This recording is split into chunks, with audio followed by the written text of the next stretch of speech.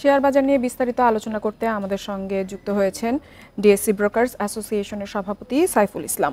সাইফুল ইসলাম, আপনাকে স্বাগত জানাচ্ছি অর্থনীতি সারাদিনে। আপনার কাছে শুরুতেই জানতে চাইব, আজকে আপনারা সংবাদ সম্মেলন করেছেন যেখানে কিন্তু আপনারা বলেছেন যে পুঁজিবাজারে যে দরপতন হচ্ছে এর কোনো যৌক্তিক কারণে, কিন্তু আজও কিন্তু আমরা দেখেছি শেয়ার বাজারে বড় দরপতন হয়েছে এবং যদি বাজেটের পর থেকে আমরা এখন পর্যন্ত সময়টাকে দেখি, এক্ষেত্রে 100 পয়েন্টেরও বেশি সূচক হারিয়েছে। এর কারণটা আসলে কি?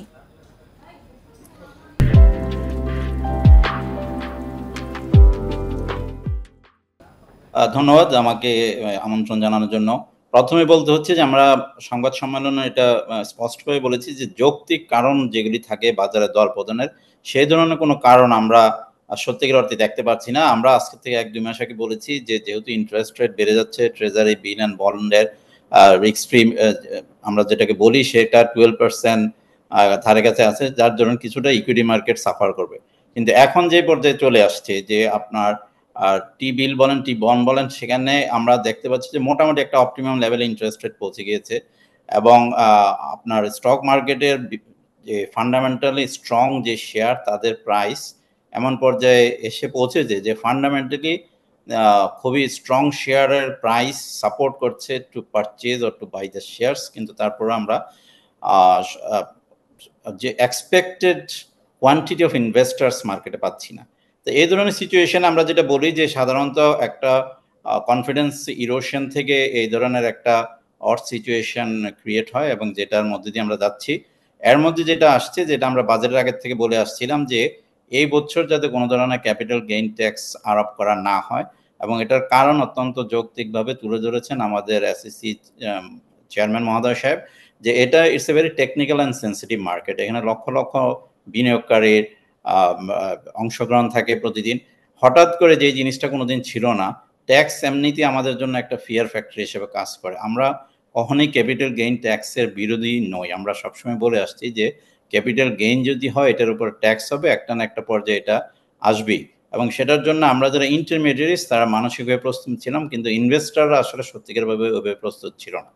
এই কারণে আমরা বাজেটের আগের থেকে বলে আসছি যে এই বছর ট্যাক্সটা, ক্যাপিটাল গেইন ট্যাক্সটা আরোপ না করে পরবর্তী বছর থেকে আরোপ করা হোক, যাতে বাই দ্য টাইম আমরা আমাদের যে ইনভেস্টার্স কমিউনিটি আছে তাদেরকে আমরা will make them aware, will make them educated যে এটা কিভাবে আসবে, এবং এটা একটু সিম্পলিফাই করা হোক।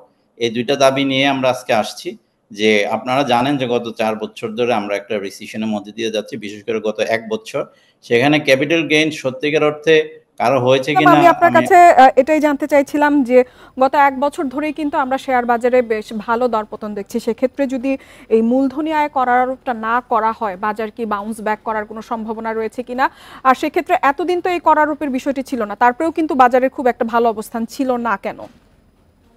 বাজারে ভালো অবস্থান ছিল না কয়েকটা কারণে। একটা হচ্ছে যে আপনারা জানেন যে 20 মাস আমাদের এখানে ফ্লোর প্রাইস ছিল। ফ্লোর প্রাইসের যখন উঠানো হলো তখন কিছুটা কারেকশন ওয়াজ এক্সপেক্টেড, বাট কারেকশনটা মোর দ্যান এক্সপেকটেশন হয়েছে ফর দ্য রিজন যে অ্যাট দ্য সেম টাইম আমাদের এখানে একটা হচ্ছে যে interest rate was going through the roof, যেটা আনএক্সপেক্টেডলি প্রায় 12%-এর কাছাকাছি চলে আসছে, আমি একটু আগে যেটা বললাম। আর তাছাড়া আমাদের আপনাদের মাধ্যমে আমরা জানতে পারি বা বিনিয়োগকারীরা জানতে পারি যে ম্যাক্রো সিচুয়েশনও কিছু স্ট্রেসফুল এলিমেন্টস দেখা যাচ্ছে। এই কারণে আমাদের ইকুইটি মার্কেট কিছুটা সাফার করবে। এটা সারা পৃথিবীতে হয়, আমাদের দেশে হয়েছে, এবং I mean it's not an exceptional case. But তারপরে এখন যেটা আসলো যে গত কয়েকদিন ধরে যে ক্যাপিটাল গেইন ট্যাক্সের ব্যাপারটা, আমি আবারও বলছি যে গত 1 বছরে তেমন কোনো ক্যাপিটাল গেইন হয় না যেখান থেকে একটা বড়সড় ট্যাক্স আসতে পারে। কিন্তু যেহেতু এটা খুব সেন্সিটিভ মার্কেট এবং যেটা হয় যে একটা নেগেটিভ ভাইব ক্রিয়েট করে মার্কেটে, এই জিনিসটা থেকে আমরা আপাতত পরিত্রাণ চাচ্ছি যে 1 বছরের জন্য আমাদের এটা ডেফার করা হোক। আপনার কাছে আরেকটি বিষয় জানতে চাইবো, আপনারা আজকেও বলেছেন স্বচ্ছতা এবং জবাবদিহিতার অভাব রয়েছে। এই স্বচ্ছতা এবং জবাবদিহিতা যদি শেয়ার বাজারে আমরা প্রতিষ্ঠা করতে চাই, সেক্ষেত্রে কাদের আসলে ভূমিকা রাখা প্রয়োজন? কারণ আমরা অনেক দিন ধরেই কিন্তু দেখছি শেয়ার বাজারে কারসাজি এবং স্বচ্ছতা জবাবদিহিতার অভাবে বাজার কোনো সময় সেই শক্তিশালী অবস্থানটা ধরে রাখতে পারছে না। স্বচ্ছতা এবং জবাবদিহিতা, যেটাকে আমরা ট্রান্সপারেন্সি বা অ্যাকাউন্টেবিলিটি বলি in the stock market, these are the two basic elements যেটা আমাদেরকে এনশিওর করতে হবে, এবং এই দুইটা জিনিস যদি আমরা এনশিওর করতে না পারি তাহলে stock market is very difficult to sustain. এবং আপনি যেটা বলেন যেটা দায়িত্ব কার, এটা দায়িত্ব অ্যাকচুয়ালি আমাদের সবার। এটা রেগুলেটরি বডি হিসেবে এসইসির দায়িত্ব, এটা প্রাইমারি রেগুলেটর হিসেবে স্টক এক্সচেঞ্জগুলির দায়িত্ব, এবং আমরা যারা মার্কেট ইন্টারমিডিয়ারিজ আছি তাদেরও দায়িত্ব। তো সবাই সম্মিলিতভাবে এটা এনশিওর করতে হবে। এটা এককভাবে কাউকে দায়িত্ব দেওয়ার দায় এবং দায়িত্ব দেওয়াটা হয়তো ঠিক হবে না। সাইফুল ইসলাম, আমাদের সঙ্গে যোগ দেওয়ার জন্য আপনাকে অসংখ্য ধন্যবাদ।